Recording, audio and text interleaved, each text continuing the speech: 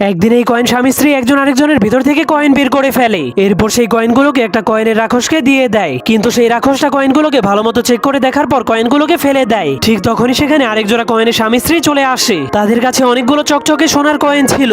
এরপর তারাও তাদের ভিতর থেকে দুইটি সোনার কয়েন বের করে সেই রাক্ষসকে দিয়ে দেয়। এমনকি কয়েনের রাক্ষসকে খুশি করার জন্য একটা এক্সট্রা কয়েনও দিয়ে দেয়, যার ফলে সেই কয়েনের রাক্ষস অনেক খুশি হয়ে সেই কয়েনটাকে তার গলার ভিতরে রেখে দেয় আর বাকি দুইটি কয়েনকে মেশিনের মধ্যে ঢুকিয়ে দেয়, যার ফলে সেই মেশিনের ভেতর থেকে একটা কয়েনের বাচ্চা বের হয়ে আসে। যা দেখার পর সেই গরিব কয়েনের জোড়াটা কান্না শুরু করে দেয় আর রাক্ষসকে বলে দয়া করে আমাদেরকেও একটা বাচ্চা দিয়ে দিন। কিন্তু সেই রাক্ষসটা তাদেরকে বলে চকচকে সোনার কয়েন দিতে না পারলে তোমাদেরকে কোনো বাচ্চা দিব না। যা শোনার পর গরিব কয়েনের জোড়াটাও সেই রাক্ষসটাকে খুশি করার জন্য একটা পুরনো সোনার কয়েন উপহার দেয়। কিন্তু রাক্ষসটা কয়েনটাকে দেখার পর বুঝতে পারে সেটা অনেক পুরনো, যার কারণে সে তাদের কাছে আরো কয়েন চাইতে শুরু করে। এজন্য তারা শুধুমাত্র একটা বাচ্চার জন্য তাদের সবগুলো কয়েন খুলে খুলে শয়তান রাক্ষসটাকে দিতে শুরু করে দেয়, যার ফলে এবার রাক্ষসটা অনেক খুশি হয়ে দুইটা কয়েনকে মেশিনের মধ্যে ঢুকিয়ে দেয়। ঠিক